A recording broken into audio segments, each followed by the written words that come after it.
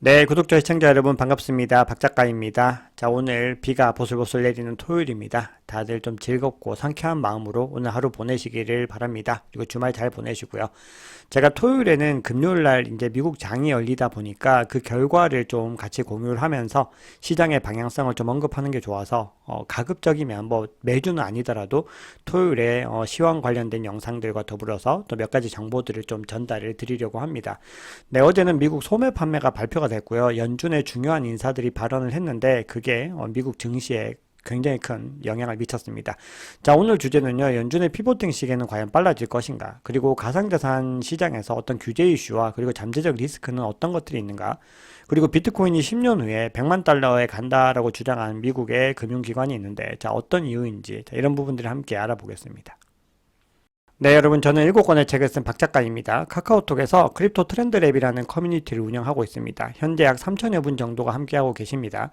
혼자 투자하시기 어려우신 분들은 참여하시면 도움을 받으실 수 있습니다. 자, 본 영상은요, 매수와 매도에 관한 추천을 담고 있지 않습니다. 저를 비롯해서 모든 유튜버 분들의 영상을 무비판적으로 수용하시지 말고 냉정하게 거리를 두고 들어주시길 바랍니다. 자, 투자의 모든 책임은 투자자 스스로에게 있습니다. 자, 오늘 내용이 괜찮으시면요, 구독, 좋아요, 알림 설정, 댓글 정중히 부탁드리겠습니다. 네, 오늘 드릴 말씀이 많아서 이 얘기를 할까 말까 좀 많이 고민을 했어요. 근데 최근에 이재용 회장도 투자한 코인, 뭐 대기업에서 투자한 코인이라고 해서 유튜브에서 광고를 굉장히 대대적으로 했었어요. 자, 그래서 많은 분들이 이 코인에 참여를 했는데 결국은 사기였다라는 게 지금 밝혀지고 있는 거죠.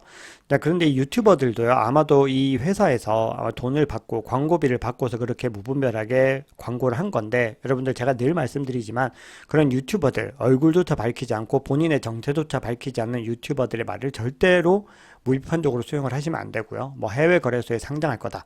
뭐 국내 거래소에 상장할 거다. 이런 얘기. 그리고 시세보다 훨씬 저렴하게 판매한다. 자, 이런 얘기들이 언급이 되면 그냥 거르시는 게 좋을 것 같아요. 왜냐하면 좋은 건요, 스스로 오지 않습니다. 가령 예를 들어서 서울에 정말 금싸라기 땅에 어떤 청약 기회들이 왔어요. 자, 그게 그냥 그렇게 쉽게 기회가 주어질까요? 전화가 와가지고 이걸 너에게 제공하겠다. 이렇게 누가 얘기하겠어요? 안 좋은 거니까 그렇게 계속해서 권유를 하고 전화를 하고 하는 거거든요. 자, 그렇기 때문에 우리는 이 부분을 명확하게 두시고요. 네, 저 같은 경우도 하루에 3건에서 4건 정도 이런 광고성 메일들이 옵니다. 본인 프로젝트를 홍보해달라고도 하고, 뭐 거래소 홍보를 해달라고도 하는데, 저는 거의 다 거절하고 있어요. 그 중에는 뭐 좀 괜찮아 보이는 프로젝트들도 분명히 있습니다. 하지만 그럼에도 계속해서 차단을 하는 이유는 이게 명확하게 더 검증이 되기 전, 그러니까 스트레스 테스트를 통과하고 이 프로젝트가 뭔가 어떤 가시적인 성과를 보여주기 전에는 이걸 갖다 공유를 할 수가 없기 때문이에요. 그래서 여러분들도요, 굉장히 허황한, 굉장히 뭐 금빛 찬란한 그런 로드맵들, 청사진들만 믿고 투자를 해서는 절대로 안 된다는 거 강조드리겠습니다. 네, 어제 미국 3대 지수 모두 하락으로 마감을 했습니다. 어제 장이 열리고는 잠시 상승을 했는데 이후에 어떤 계기를 통해서 다 뱉어내고 하락으로 마감을 했습니다. 네, 대부분의 섹터가 하락이나 보합으로 마감을 했는데 은행주들은 상대적으로 좋았습니다. 그 중에서도 JP모건, 시티그룹, 뱅크 오브 아메리카 같은 경우는 굉장히 파랗게 불이 들어왔죠.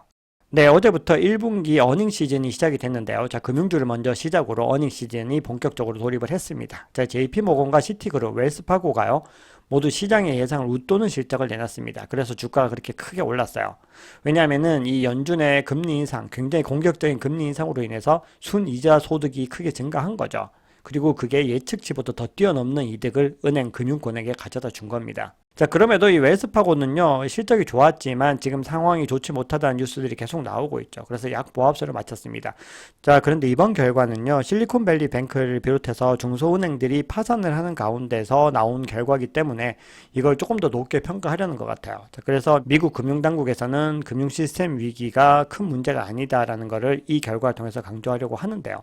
대형은행의 실적들을 가지고 그걸 평가하기에는 상당히 큰 무리수가 있습니다. 네, 어제 전년 대비 미국 소매 판매도 발표가 됐는데요. 자, 이전 달에는 전년 대비 5.88% 상승을 했는데, 자, 이번에는 3월 달에는 2.94%로 상당히 상승폭이 줄었습니다. 그리고 예측치인 5.9%에도 크게 하회를 하는 모습을 보여줬죠. 자, 이 얘기는 인플레이션이 꺾여가고 있다는 중요한 시그널이 되는 겁니다. 자, 보시면은 또 하락폭이 상당히 커졌다는 걸 볼 수가 있고요. 네, 전월 대비로 봤을 때도 이전에는 마이너스 0.2%였는데 이번에는 마이너스 1%입니다. 굉장히 크게 차이가 나고 예측치인 마이너스 0.4보다도 0.6%더 하회를 하는 모습을 보여줬습니다. 네, 이 상황을 미국 금융당국은 어떻게 해석을 하고 있는지 보겠습니다. 자, 연준이 존재하는 이유는 크게 세 가지예요. 물가 안정, 고용 안정, 금융 안정이죠. 자, 그럼 뒤에서부터 한번 볼게요. 자, 금융 안정. 최근에 금융 시스템 붕괴 위기가 있었는데 이번에 은행권의 실적들이 굉장히 좋게 발표가 됐고 그리고 급한 불을 끄면서 이 금융 안정에 대해서 조금 긍정적인 입장을 취하고 있는 것 같습니다. 자, 그러면 물가 안정과 고용 안정이라는 게 남는데요. 자, 이 두 가지는 원래 병행하기 힘든 항목이라고 말씀을 드렸어요. 자, 연준에서 이야기하는 고용 안정은요, 우리가 생각하는 정말 완전히 안정적인, 자, 실업자가 없고 모든 사람들이 취업을 잘해서 돈을 잘 벌 수 있는 그런 고용 안정과는 거리가 없습니다. 오히려 적정한 수준의 실업률이 유지가 돼야 됩니다. 왜냐하면은 너무나 많은 사람들이 다 고용이 잘 돼서 돈을 잘 벌게 되면요. 이게 소비로 연결되기 때문에 결국은 물가를 크게 올릴 수 있는 요인이 되거든요. 그래서 연준이 목표로 하고 있는 실업률이 현재는 4% 내외 정도 되는 것 같아요. 자, 근데 아직까지 여기 도달하려면 시간이 더 필요하다는 거예요. 그러니까 고용이 너무나 타이트하고 견고하다는 얘기가 여기서 나오는 겁니다. 더 실업률이 늘어야 되는 거기 때문에 자, 지금의 고용 수치로는 경기 침체는 오지 않을 것이다 라는 쪽에 더 방점을 두고 있어요. 그러면 지금 현재 잡아야 되는 건 뭐냐? 여전히 물가라는 겁니다. 왜냐하면 PCE 목표치에 도달하려면 아직까지는 그 목표치까지 거리가 멀다라고 보는 거죠. 그래서 연준의 주요 인사들이 다음 달에도 금리를 인상해야 되는 쪽으로 발언을 하고 있습니다. 크리스토퍼 월러 패드 이사는요, 한 연설에서 재정 여건이 크게 긴축되지 않았기 때문에 고용시장이 여전히 강하고 타이트하다라고 주장을 합니다. 그리고 인플레이션도 목표치를 훌쩍 웃돌고 있기 때문에 통화정책을 더 긴축해야 된다라고 주장을 했고요. 레피얼 보스틱 애틀랜타 연은 총재도요, 자, 이날 한 인터뷰에서 최근 인플레이션 지표가 한 번 더 금리를 올려야 하는 상황과 일치한다 이렇게 주장을 합니다. 그리고 한 번 더 금리를 올리고 경제가 어떻게 진행되는지 살펴보자라고 주장을 했죠. 네, 그래서 전날 0.25%포인트 상승해야 된다는 의견이 69%였는데 이번에는 78%, 거의 80% 가까이 상승을 했습니다. 만약 이 흐름이 이어지게 되면은 다음 달에 0.25%포인트를 또 상승을 할 수가 있고요. 강조드렸지만 아마 당분간은 이번이 마지막이 될 것이다 라는 게 또 월가의 지배적인 예측입니다. 그런데 어쨌든 한 번 더 금리를 인상해야 되기 때문에 미국의 증시는요, 여기에 반응을 해서 하락으로 마감을 했던 겁니다. 네, 촬영을 하고 있는 4월 15일 12시 기준으로 지금 30K 부근에서 치열하게 계속 접전을 이어가고 있습니다. 자, 이 가격 흐름이 어떻게 될지에 대해서는 기술적 분석가의 어떤 의견을 한번 공유해 보겠습니다. 네, 가상자산 시장도 하루 사이에 소폭 하락하는 모습을 보여줬습니다. 자, 비트코인 뭐 1%가량 떨어졌고요. 이더리움도 많이 올라섰기 때문에 1.35% 하락을 했습니다. 이더리움 가격 상승으로 비트코인 도미넌스가 3일 연속 하락을 했었는데요. 자, 지금은 조금 반등하는 모습을 보여주고 있습니다. 자, 그럼에도 공포 및 탐욕 지수에서 탐욕 지수는 상당히 높은 수준을 보여주고 있습니다. 그리드 단계인데 70을 기준으로 했을 때 거의 극도 탐욕에 지금 다가가고 있는 그런 모습을 보여주고 있고요. 이 시장의 투심이 여전히 살아있다라는 시그널로 볼 수가 있습니다. 네, CVD 지표도 어제와 큰 차이가 없고요. 가장 큰 고래 같은 경우는 현재 일정 물량을 매도를 하고 지금 홀딩을 하고 있고요. 그 시간 동안 비슷한 움직임을 보여왔던 빨간 고래는 추가로 매입을 한 상태입니다. 보시면 계속해서 매입을 하는 움직임이고요. 반면에 이 보라색 고래와 초록색 고래는 일정 물량을 좀 더 매도를 했는데 특히 이번에는 초록색 고래가 많이 매도를 했고요. 보라색 고래는 일정한 수준에서 또 홀딩하는 모습을 보여주고 있습니다. 네, 파이어 차트에서는 지금 31K에서 아주 옅게 매도벽이 지금 형성되는 모습을 보여주고 있습니다.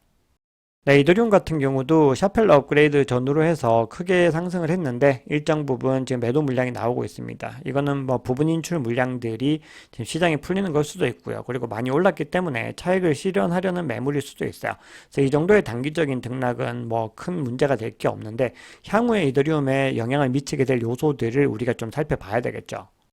자, 이더리움 프로젝트에서 좀 중단기적으로 영향을 미칠 수 있는 요소는요, 아무래도 이제 규제 이슈가 될 것 같아요. 지금 이제 디파이에 대해서도 규제 범위에 넣자라는 그런 의견들이 SEC에서 나오고 있는데, 자, 그 부분에 대해서 제가 뒤에서 소개를 드릴게요.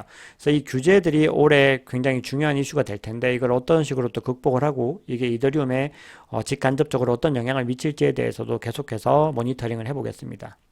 네, 리플 같은 경우도 0.5에서 가격이 지금 보합세를 이루면서 매수와 매도 공방이 좀 일어나고 있는 그림입니다. 네, 리플 같은 경우도 불확실성이 좀 커진 모습이에요. 리플 커뮤니티를 대변하는 존 디튼. 자, 이 사람이 이번에 어떻게 보면 리플의 가격을 올리는데 많은 영향을 준 사람인데요. 자, 이런 얘기를 합니다. 미 SEC, 리플의 승소 시 보다 공격적인 규제 움직임 보일 것. 네, 뭐 다 아는 얘기, 누구나 다 할 수 있는 얘기 지금 하고 있어요. 그렇기 때문에 리플에 투자하지 않는 사람들도 지금 리플 결과를 궁금해 하는 거거든요. 자, 그래서 어쨌든 결론적으로 리플이 만약에 패소를 하게 되면은 알트코인 전반에 굉장히 큰 타격을 줄 수 있는 거는 분명해 보여요. 네, 이런 상황에서요. 지금 SEC가 본인들의 어떤 규제안의 영역들을요, 지금 디파이로 지금 계속해서 확장을 하자라고 지금 얘기를 하고 있어요. 자, 이게 무슨 말이냐면 SEC가 규칙 제정안에서 거래소에 대한 정의를 갖다가 디파이를 포함해서 이 암호화폐 거래 플랫폼 전반으로 확장하는 방안을 추진을 하는 거거든요. 만약에 이 규칙 제정안이 통과되면요, 이제 규제 대상 거래소에서 디파이가 직접적으로 포함되기 때문에 지금보다 그 제재 영역이 훨씬 더 넓어지게 되는 거예요. 그래서 가상자산 시장이 전방위적으로 압박을 받게 될 가능성이 있습니다. 현재 이 제정안에 대해서는요, SEC 내부에서도 찬반이 치열해서 지금 의견이 거의 절반으로 갈리고 있는 분위기예요.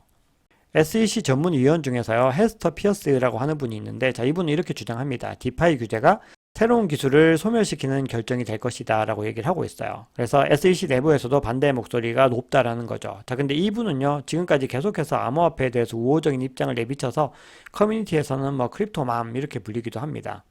SEC 내부에서만 비판의 목소리가 있는 건 아니에요. 미 하원의 공화당 의원들도요, 이 게리 겐슬러를 공개적으로 비판하고 있습니다. 패트릭 맥켄리 하원 금융위원회 위원장이요, 게리 겐슬러 SEC 위원장에게 이제 공개 서한을 보냈는데 여기서 SEC 정책을 갖다 비판을 하고 있습니다.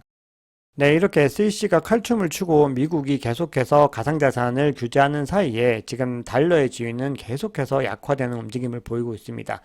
자, 시진핑을 최근에 마크롱이 만났죠. 근데 마크롱이 중국을 방문해서 갔다 와서는 이렇게 얘기합니다. 미중 전쟁에 휘말리지 말아야 되고 달러 의존도를 유럽도 이제 줄여야 된다. 지금까지 유럽이 미국의 가장 큰 우방이라고 생각을 했는데 유럽조차도 이제 미국을 조금씩 거리를 두기 시작을 한 거예요. 거기다가 룰라 브라질 대통령은요, 달러를 대체할 기축통화를 갖자라고 아예 대놓고 얘기를 합니다. 우리가 왜 달러를 써야 되냐 이렇게 주장을 공식적으로 합니다. 중국의 탈달러에 지원 사격을 하고요. 이 얘기는 지금 현재 중국과 러시아 그리고 브라질이 브릭스에서 굉장히 중요한 입지를 가지고 있는 나라들이죠. 자, 이 나라들이 지금 서로 담합을 해서 달러를 계속해서 배척을 하려고 하는 게 명확해지고 있다는 거거든요.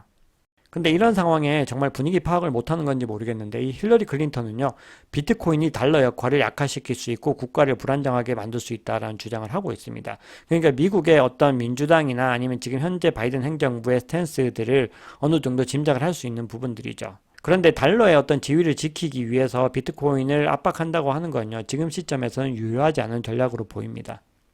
네, 이런 상황에서 지금 상업용 부동산 가격이 상당히 과대평가되어 있다는 게 그저께 IMF 보고서에서도 나왔고, 그리고 미국의 이제 남의 일이 아니다라고 경고를 하고 있어요. 지금 미국 경제에도 큰 영향을 미칠 수 있다는 거죠. 자, 이게 특히나 문제가 되는 이유는요, 미국 중소은행들이 전체 상업용 부동산 대출에서 차지하는 규모가 4분의 3에 달하고 있기 때문입니다. 그래서 상당한 조정 위험에 처했다라고 경고를 하는데, 아마도 이게 어느 정도의 쓰나미를 가져올지는 지금 상황에서 섣불리 판단하기가 어렵습니다. 그런데 이게 어떤 방식으로든 한 번 정도는 터져 나와서 해결이 되어야 되는 문제라고 보고 있어요.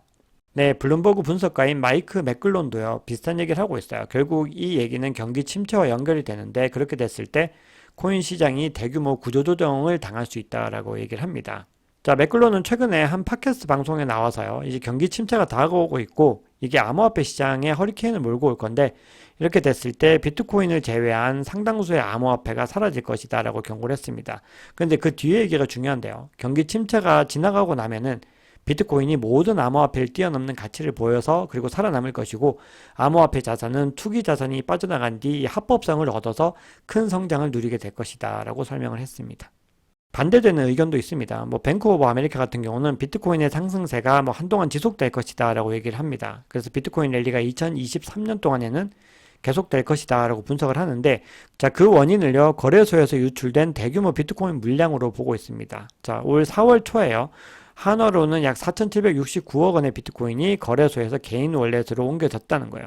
그리고 이게 올해 들어 일어난 두 번째로 큰 비트코인 거래소 이탈 내역인데, 자, 그런 이유로 투자자들이 코인을 팔 생각이 없을 때 이 개인 월렛으로 옮기기 때문에 매도 압력이 감소했다라고 얘기를 합니다. 근데 뭐 이 부분은요, 저는 뭐 크게 동의하기는 어렵고요. 어쨌든 지금 이 상승세가 어느 정도 언제까지 지속될지에 대해서는 여러 가지 어떤 거시경제 이슈부터 해서 규제 이슈라든지 그 외에 다양한 요소들을 고려해야 되기 때문에 이렇게 예측한다는 것은 굉장히 어려운 일이다라고 생각을 하고 있습니다.